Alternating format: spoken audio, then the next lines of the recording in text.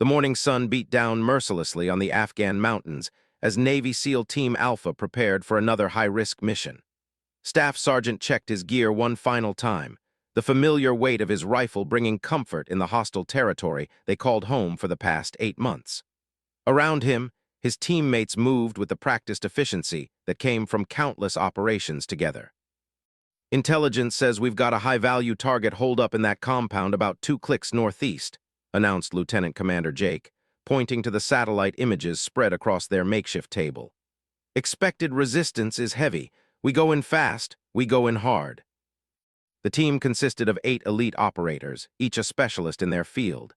There was Tommy "Ghost" Williams, their sniper whose steady hands had saved them more times than they could count.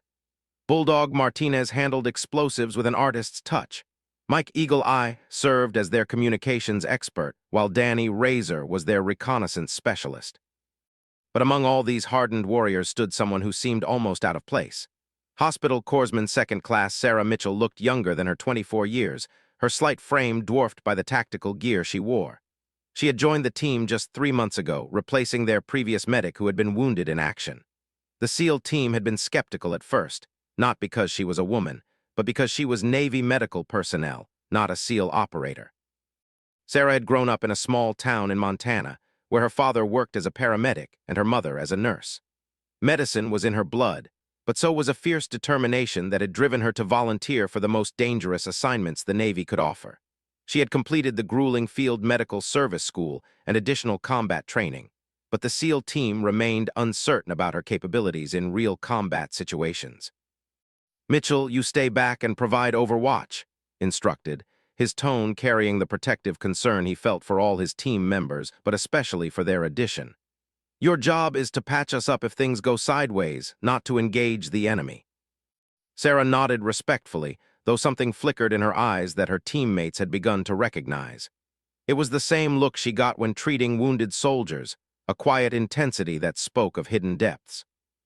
The helicopter insertion went smoothly, their MH-60 Black Hawk dropping them in a valley 3 kilometers from the target.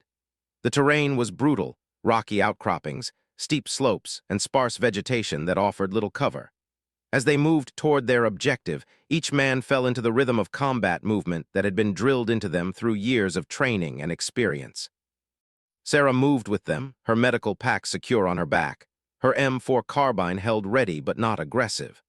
She had proven herself competent during their previous missions, treating minor injuries and keeping up with their demanding pace, but she had never been tested in a major firefight. The compound sat nestled in a narrow valley, surrounded by high walls and guard towers. Intelligence had been accurate. This was clearly a significant Taliban stronghold. Deployed his team with military precision, positioning Ghost on an overlooking ridge for sniper support, while Bulldog prepared to breach the main gate. "Remember, we need the target alive if possible," reminded them through their communication system. "Intel suggests he has information about planned attacks on coalition forces." The assault began at exactly 800 hours. Bulldog's charges blew the gate with a thunderous roar that echoed off the valley walls. The SEAL team poured through the breach, their training and experience evident in every movement. They moved like a well-oiled machine, each operator knowing exactly where his teammates would be and what they would do. The initial resistance was lighter than expected. A few scattered guards fired wildly before being quickly neutralized by the superior training and equipment of the SEAL team. They cleared the outer buildings methodically, finding mostly empty rooms and storage areas filled with weapons and supplies. "Target building is the large structure in the center," reported through his headset, monitoring enemy communications. "Multiple heat signatures inside, but they're not moving much. Could be our guy is injured or sick." As they approached the main building, Sarah noticed something that made her pause. There were bloodstains leading from one of the outer buildings toward the central structure, recent bloodstains, still dark and wet. Her medical training kicked in automatically, analyzing the patterns and volume. She called quietly into her microphone. "Those blood trails. Someone's been badly wounded. The pattern suggests arterial bleeding, possibly from a leg wound. Whoever it is, they're losing blood fast." Acknowledged her assessment, but kept the team moving. This was exactly the kind of medical expertise he had hoped she would provide, though he still wanted her safely away from the main action.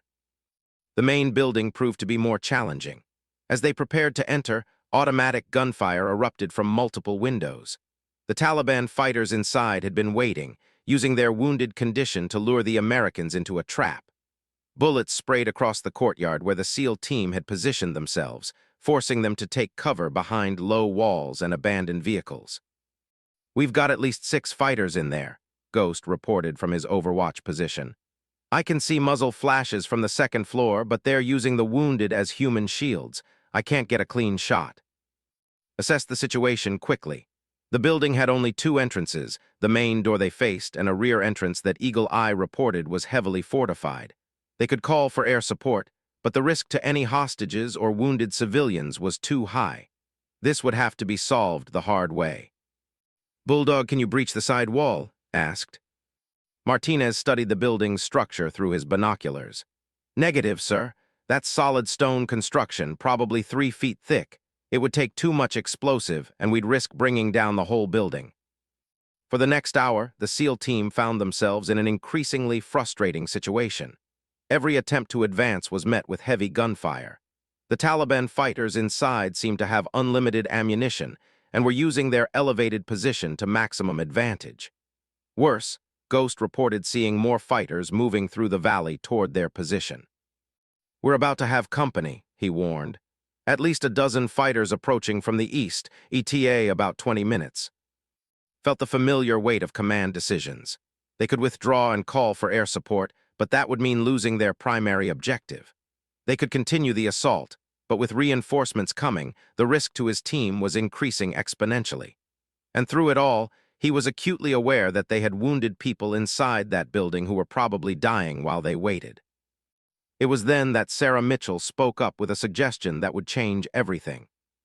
"Sir," she said quietly, "I've been watching the building. There's a drainage pipe that runs along the north wall. It's partially collapsed, but it looks like it connects to what might be a basement or lower level, if someone small enough could get through." Looked where she was pointing. The pipe was barely visible, mostly hidden by rubble and vegetation. It would be an incredibly dangerous route, narrow, unknown, and completely cut off from backup if something went wrong. "Negative, Mitchell. Too risky, and we don't even know if it connects to the building interior." But Sarah had already started moving, staying low, and using the available cover to work her way toward the north wall. Her teammates watched in amazement as she seemed to flow between concealment points, moving with a stealth that surprised even these elite operators. "Mitchell, get back here," ordered, but she was already examining the pipe entrance. "Sir, it definitely connects," she reported. "I can hear voices inside, and there's definitely wounded in there. Someone's calling for help in what sounds like Arabic. These might not all be fighters." Felt his tactical situation becoming more complex by the minute. The approaching enemy forces, the ongoing firefight, and now the possibility of innocent casualties inside the building. And his medic was proposing to crawl through a dangerous unknown route into the heart of enemy territory. "The pipe is too narrow for any of us," Razor reported, having moved to support Sarah's position. "She's right, she's the only one small enough to fit." Sarah looked back at her team leader with those same intense eyes he had seen when she treated wounded soldiers. "Sir, people are dying in there. I can hear them. This is what I trained for." The decision made in that moment would haunt and inspire him for the rest of his military career. Against every instinct that told him to protect his medic, against standard operating procedure that dictated medical personnel should remain in secure positions, he gave Sarah Mitchell permission to attempt what no SEAL on his team could do. "You go in, you assess the situation, and you report back immediately," he ordered. "Do not engage the enemy. Do not attempt to treat anyone until we can secure the building. Your job is reconnaissance only. Do you understand?" Sarah nodded, though they both knew that if she found wounded people, her medical oath would not allow her to simply observe. She stripped off her heavier gear, keeping only her sidearm, medical supplies, and communication equipment. As she prepared to enter the pipe, each member of the SEAL team watched with a mixture of admiration and concern. "We'll be listening," assured her. "Any sign of trouble, you get out immediately." Sarah disappeared into the narrow opening, and for the next 30 minutes, the SEAL team found themselves in the unusual position of depending on their medic for critical intelligence from inside the enemy stronghold. The drainage pipe was worse than Sarah had anticipated. The metal was corroded and sharp in places, and the space was so narrow that she had to army crawl through sections barely wider than her shoulders. Water dripped constantly, making the surfaces slippery and treacherous. But her determination drove her forward, guided by the sounds of human distress that grew louder as she progressed. After what felt like an eternity but was probably only 10 minutes, Sarah found herself looking through a grate into what appeared to be a basement storage area. The voices were much clearer now, and her heart sank as she realized the situation was far more complex than anyone had anticipated. "I'm inside," she whispered into her microphone. "Sir, we have a problem. There are at least 4 wounded people down here, and from what I can see, only 2 are Taliban fighters. The others appear to be civilians, looks like a woman and a child." She could hear curse quietly over the radio. This changed everything. Rules of engagement prohibited any action that would endanger non-combatants, but the presence of wounded civilians also meant they could not simply retreat and call for airstrikes. "Can you see the tactical situation upstairs?" asked. Sarah carefully positioned herself to get a better view through the grate. The basement connected to a stairway that led to the main floor where the firefight was taking place. She could hear the Taliban fighters shouting to each other, coordinating their defense against the SEAL team outside. "I count 6 active fighters on the ground floor," she reported. "They're positioned at the windows and main entrance. But sir, one of the wounded down here is bleeding out fast. I can hear it in his breathing. He's got maybe 20 minutes before he goes into irreversible shock." Found himself facing an impossible decision. His team was pinned down outside, enemy reinforcements were approaching, and now his medic was trapped inside a building with wounded civilians and active enemy combatants. Every military protocol said to extract Sarah immediately and reassess the situation. But Sarah had already made her own decision. Moving carefully to avoid making noise, she removed the grate and lowered herself into the basement. The wounded Taliban fighter looked up at her with surprise and fear, his hand moving toward a pistol beside him.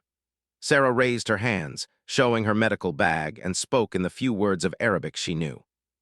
She said quietly, using the word for doctor, "I help." The fighter's eyes widened as he realized she was American military, but his severe blood loss had weakened him beyond the point of resistance. Sarah quickly assessed his wounds. A bullet had torn through his femoral artery, and he had been bleeding internally for some time. Without immediate treatment, he would die within minutes. Working with the efficiency that had impressed her instructors during medical training, Sarah applied direct pressure to the wound and began setting up an IV line to replace lost fluids. Her hands moved automatically through the life-saving procedures while her mind processed the tactical situation around her. The civilian woman was conscious but had a shoulder wound that, while painful, was not life-threatening. She was holding a young boy, maybe 8 years old, who had shrapnel wounds in his leg. Both were terrified but alive. The 4th wounded person was another Taliban fighter with a head injury that had left him unconscious but breathing steadily. "I've got the immediate medical situation under control," Sarah reported quietly. "But I need to tell you something important. These civilians aren't random. The woman has been speaking to the wounded fighters, and I think she might be related to our high-value target. The boy keeps asking about someone called Baba, that's father in Arabic." This intelligence changed the tactical picture completely. If the civilians were family members of the target, it explained why the Taliban fighters were so determined to hold the building, and it also provided potential leverage for negotiating a surrender. But before could respond to this new information, Sarah heard footsteps on the stairs above her. One of the Taliban fighters was coming down to check on the wounded. She quickly drew her sidearm, positioning herself behind a concrete pillar where she would have the advantage of surprise. The fighter descended slowly, obviously wounded himself from the ongoing firefight above. When he saw Sarah tending to his wounded comrade, his reaction surprised everyone. Instead of raising his weapon, he lowered it and spoke urgently to the woman in Arabic. "He's saying the Americans are here to help," Sarah reported, her basic understanding of Arabic allowing her to catch key words. "The woman is telling him that I'm treating his friend. I think they're realizing we're not here just to kill everyone." Listen to this exchange with growing amazement. His medic had not only successfully infiltrated an enemy stronghold, she was apparently conducting impromptu medical diplomacy that might resolve the entire situation without further bloodshed. "Mitchell, can you find out if our target is upstairs?" asked. Sarah spoke haltingly in Arabic to the woman, using hand gestures and the few medical terms she knew. The conversation was slow and difficult, but gradually a picture emerged. The high-value target was indeed upstairs, but he was also wounded, shot during an earlier coalition airstrike that had hit a nearby building. He was conscious but unable to move, and the fighters upstairs were protecting him not just as a commander but as a father and husband. "Sir, I think we can end this without anyone else getting hurt," Sarah said. "But I need permission to treat their leader's wounds. He's apparently hurt badly enough that they can't evacuate him, which is why they're making this stand." Felt like he was in uncharted territory. Military doctrine did not cover situations where medical personnel negotiated ceasefires while treating enemy wounded in basement hideouts. But he could hear the sincerity in Sarah's voice and the desperation in the Arabic voices she was translating. "What exactly are you proposing, Mitchell?" "I want to go upstairs and treat their leader," Sarah replied with a calm that amazed her teammates. "In exchange, they let us take him into custody for medical treatment at our base. Everyone lives, including the civilians, and we get our intelligence target." The radio was silent for a long moment as processed this suggestion. His medic was proposing to walk into a room full of armed enemy combatants and offer medical treatment in exchange for a peaceful surrender. It was either brilliant or completely insane. "Negative, Mitchell, too dangerous. We'll find another way." But Sarah was already talking to the wounded fighter she had been treating, and his responses were becoming more animated. He was apparently explaining her proposal to the woman, who began calling up the stairs to the fighters above. The Arabic conversation became rapid and intense, with multiple voices joining in. "Sir, they're discussing it," Sarah reported. "The woman is the target's wife, and she's telling the fighters upstairs that I saved her husband's soldier. She's asking them to trust me with her husband." Could hear the firefight above continuing, but the intensity had decreased. Ghost reported that the enemy reinforcements had stopped their advance and seemed to be waiting for something. Even the Taliban fighters understood that the situation was evolving beyond simple combat. "Mitchell, I need you to be very clear about this," said carefully. "Are you telling me that you believe you can walk upstairs into a room full of armed hostiles and convince them to surrender their leader for medical treatment?" "Yes, sir," Sarah replied without hesitation. "But only if you trust me to do what I was trained for. These people are fighting because they think we're here to kill everyone.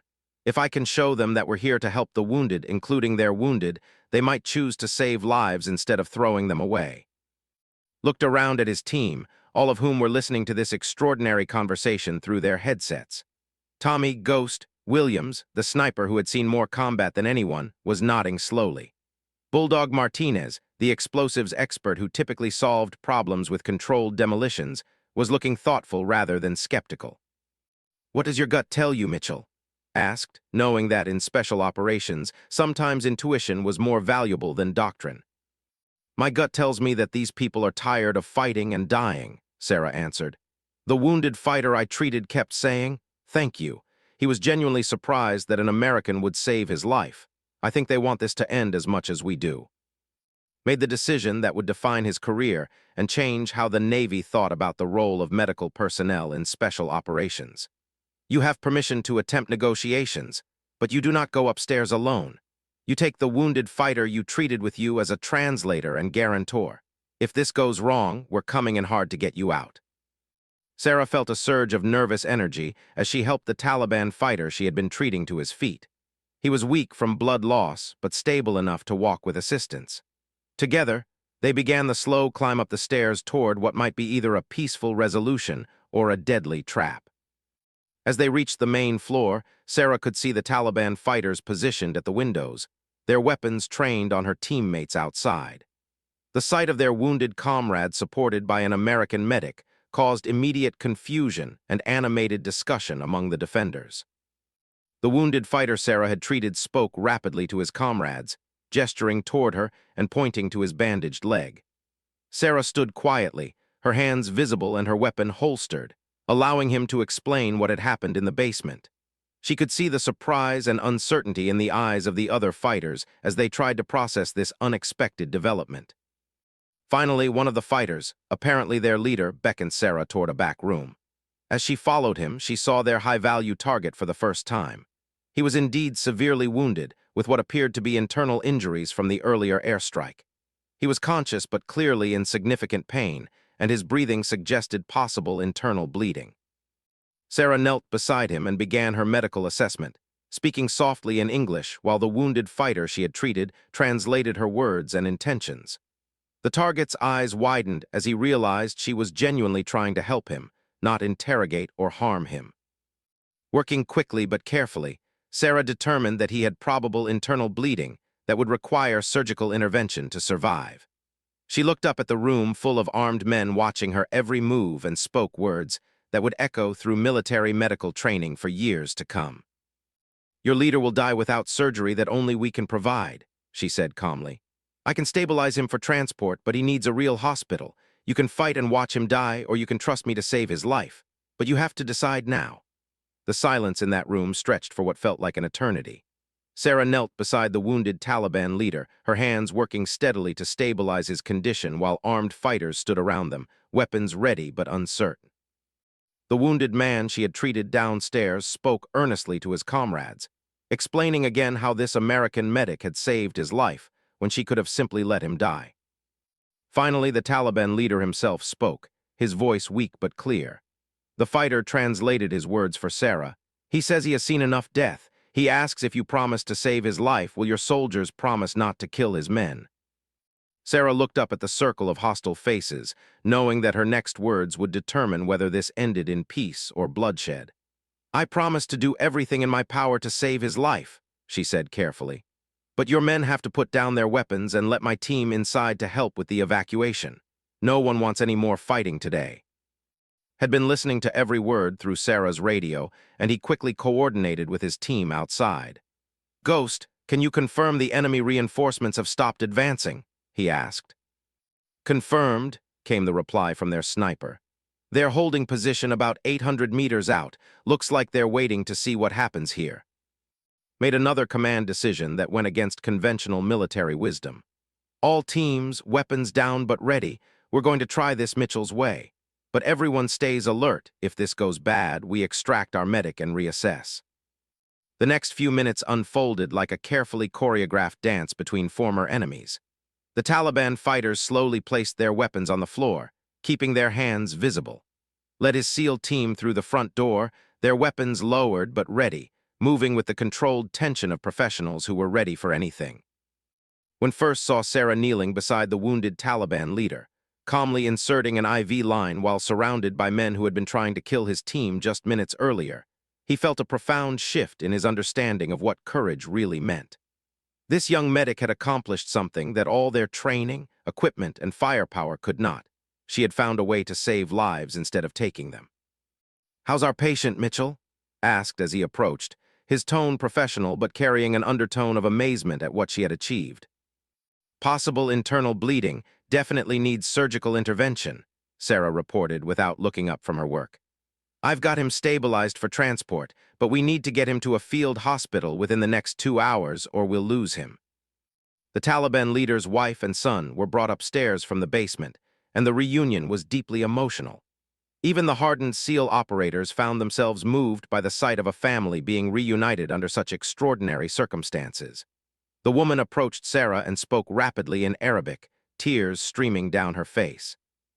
"She's thanking you for saving her husband's soldier downstairs and for helping her husband now," translated one of the Taliban fighters who spoke some English.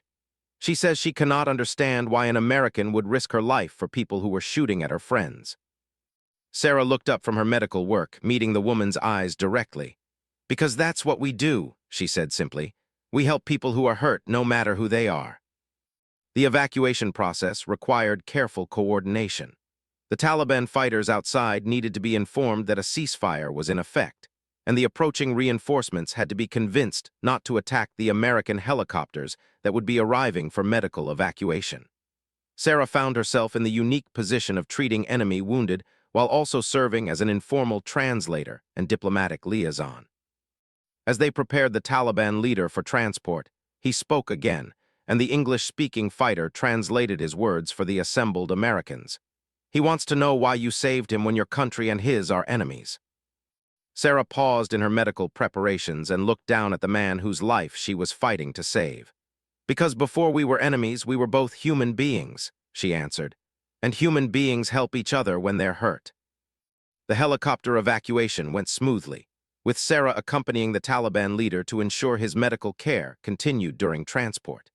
And his team maintained security around the landing zone while the former enemy fighters watched their leader being loaded onto an American medical helicopter by the same people who had been exchanging gunfire with them an hour earlier. But the most remarkable moment came as the helicopters were preparing to lift off. The Taliban fighters who had been holding the compound approached the SEAL team not with hostility, but with something that looked almost like respect. Several of them spoke to through their English-speaking translator. "They want to thank your medic," the translator explained. "They say they have never seen courage like hers, walking into a room full of armed enemies to help their wounded. They are saying that if all Americans fought like her, there would be no need for war." Felt a lump in his throat as he realized the profound impact Sarah's actions had created. She had not only saved multiple lives and successfully completed their mission without additional casualties, she had fundamentally changed how these enemy fighters viewed American forces. The intelligence gathered from the Taliban leader during his recovery proved invaluable in preventing several planned attacks against coalition forces. But more importantly, word of what had happened that day spread through the local Taliban network, creating ripple effects that would influence the conflict for months to come. Back at their base that evening, found Sarah completing her medical reports with the same quiet efficiency she brought to everything else. She looked up as he approached, and for the first time since he had known her, she looked tired and perhaps a little overwhelmed by what she had accomplished. "How are you holding up, Mitchell?" he asked, settling into a chair beside her desk. Sarah was quiet for a moment, organizing her thoughts. "I keep thinking about what that woman said, about not understanding why I would risk my life for people who were shooting at you guys. I'm not sure I completely understand it myself." Studied her thoughtfully. "What do you think drove you to make those decisions today?" "I think it was the realization that everyone in that building was somebody's son or daughter, husband or wife, father or mother," Sarah replied slowly. "When I heard that wounded fighter calling for help, I didn't hear an enemy, I heard a human being who was dying. Everything I've been trained for, everything I believe in, told me I had to help." "You know what you did today was extraordinary, right?" asked. "You single-handedly turned a potential disaster into a successful mission completion with 0 friendly casualties and minimal enemy casualties. That's not just good medicine, that's exceptional leadership under pressure." Sarah shook her head slightly. "I was just doing my job. You and the team were the ones providing security and making the tactical decisions. I was just treating wounded people." Smiled at her characteristic modesty. "Mitchell, you crawled through a drainage pipe into an enemy stronghold, treated multiple wounded combatants, negotiated a ceasefire, and convinced armed hostiles to surrender their leader for medical treatment. That is significantly more than just treating wounded people." The impact of that day's events extended far beyond their immediate mission. Sarah's actions were documented in after-action reports that made their way up the chain of command, eventually reaching the highest levels of military leadership. Her approach to medical care in combat situations began to influence training programs for military medical personnel throughout the armed forces. 3 months later, Sarah received a Bronze Star with Valor for her actions that day, making her one of the youngest recipients in recent military history. But she remained characteristically modest about the recognition, insisting that she had simply done what any medic would do in the same situation. The Taliban leader she had saved eventually provided intelligence that led to the prevention of 3 major attacks against coalition forces, potentially saving hundreds of lives. During his recovery, he reportedly told his interrogators that meeting Sarah had convinced him that peace might be possible if more people on both sides chose to save lives rather than take them. Ghost Williams, the veteran sniper who had seen more combat than anyone on the team, perhaps summed it up best during a conversation with Weeks later. "I've seen a lot of brave people in my career, sir, but I've never seen anyone walk into a room full of armed enemies and convince them to stop fighting just by showing them basic human decency. That little medic taught us all something about what real courage looks like." The story of Hospital Corpsman Second Class Sarah Mitchell became legendary within special operations communities, not just for her individual heroism, but for demonstrating how medical personnel could be force multipliers in complex tactical situations. Her actions proved that sometimes the most powerful weapon in a warrior's arsenal is the willingness to heal rather than harm. Years later, when Sarah had completed her military service and was working as a trauma surgeon in a civilian hospital, she would sometimes receive letters from former Taliban fighters who had been in that compound. Through intermediaries and relief organizations, they would express their continued gratitude for showing them that enemies could choose to become healers. Who went on to command his own special operations unit, made Sarah's story required reading for all his medical personnel. He would tell new medics, "Remember, your job is to save lives, but someday you might find that saving the right life at the right moment can change everything. Be ready for that moment when it comes." The SEAL team continued to operate together for the remainder of their deployment, but they were forever changed by what they had witnessed that day. They had learned that true strength sometimes meant choosing mercy over violence, and that the most profound victories could come not from defeating enemies, but from transforming them into friends through simple acts of human compassion. Sarah herself never spoke publicly about her actions, preferring to let her work speak for itself. But those who served with her knew they had witnessed something extraordinary, a young medic who had found a way to end a firefight not with superior firepower, but with superior humanity. In a war zone where violence was the default solution to most problems, she had proven that sometimes the greatest courage lay in choosing to heal rather than harm, even when surrounded by those who wished her ill. The drainage pipe she had crawled through was eventually sealed, but the passage she had opened between former enemies through her compassion would remain open for years to come, influencing countless interactions between American forces and local populations throughout the region.